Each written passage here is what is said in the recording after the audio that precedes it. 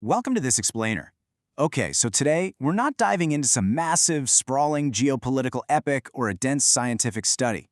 Instead, we're looking at an absolute masterclass in tension, and it's all compressed into exactly 36 words.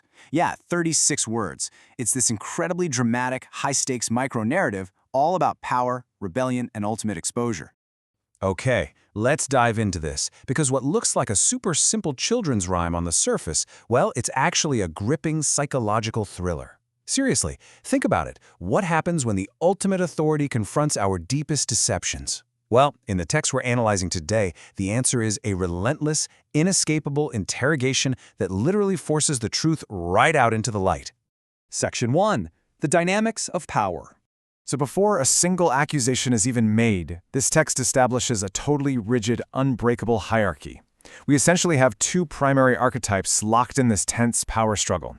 You've got the absolute authority figure and the subordinate youth. The text opens immediately with a direct command, Johny Johny. Notice that repetition, right? This is not just some casual passing greeting. No, the double invocation of the name functions as a highly effective, authoritative mechanism. Papa is using it to command absolute, inescapable attention. There's really no looking away when your name is called out twice like that. The subject is totally pinned. And the response? It's instantaneous. Yes, Papa. This short little two-word reply confirms the entire dynamic for us. It perfectly highlights the youth's immediate, deeply conditioned submission to this authority figure. I mean, Johny is acknowledging his place right at the bottom of the hierarchy before the true nature of the interaction is even revealed.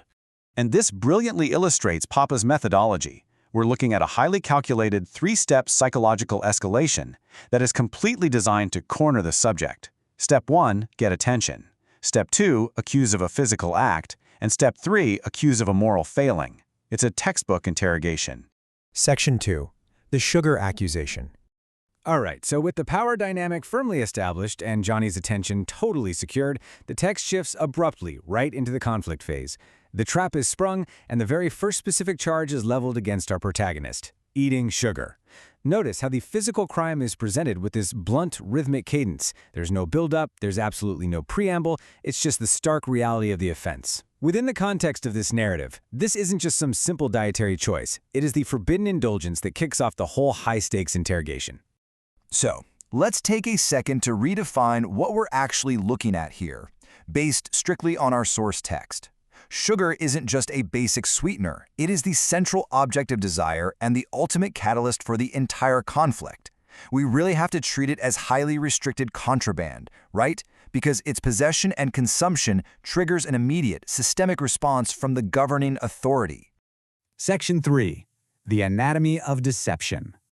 Okay, so the physical crime is really just the entry point. The interrogation now moves to the next sequence, where the stakes elevate dramatically. We are no longer dealing with a simple physical infraction here. No, we are dealing with a complex moral failing, telling lies. And you know, the gravity of this second accusation simply cannot be overstated. Papa isn't just focused on the contraband sugar anymore. The text is now targeting the act of the cover-up itself. The crime of deception becomes the new focal point, and it adds this severe, almost suffocating layer of psychological pressure to the interrogation. Now, what's really interesting about this is the stark visual juxtaposition of this intense standoff between authority and rebellion. On one side, we have Papa's escalating, highly specific accusations, eating sugar, telling lies. And then on the flip side, we have Johnny's unwavering, rigid, completely unyielding defense. No, Papa. So let's break down the actual anatomy of Johnny's verbal evasion here. First off, his denial is incredibly consistent and rhythmic. Second, he uses the exact same phrasing for every single charge. And third, there's a complete lack of elaboration. I mean, he offers absolutely no alibi. He offers no counter-narrative. His repetitive responses just build up this escalating rhythm of tension, effectively stonewalling the whole interrogation. It's wild. The number 2. According to our source text, this exact cycle of accusation and denial doesn't just happen once. It repeats exactly twice. Johny Johny Yes Papa. Eating sugar, no Papa. Telling lies, no Papa. This precise repetition reinforces a relentless psychological loop.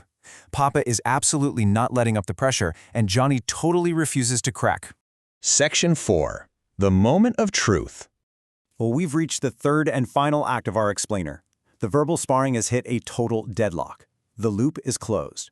Words are simply no longer sufficient to solve the mystery. So consider this. How does one prove a lie? Seriously, when an unbreakable denial meets an immovable accusation, what is the next logical step? This exact question sets up the climactic, frankly terrifying demand for absolute transparency. Open your mouth. Wow. It is a stark, absolute command. In this moment, Papa strips away all of the verbal maneuvering. This is the ultimate demand for irrefutable proof. There is literally nowhere left for Johny to hide anymore. The physical evidence must be presented. Haha, and just like that, the 36-word source text ends with this sudden cathartic release of tension. The truth is finally exposed. Whether this laughter implies relief, a breaking of the tension, or just the sheer absurdity of the standoff, the conflict is instantly resolved in the blinding light of absolute truth. The hidden sugar? Well, it's no longer hidden. Which leaves us with this final, provocative thought.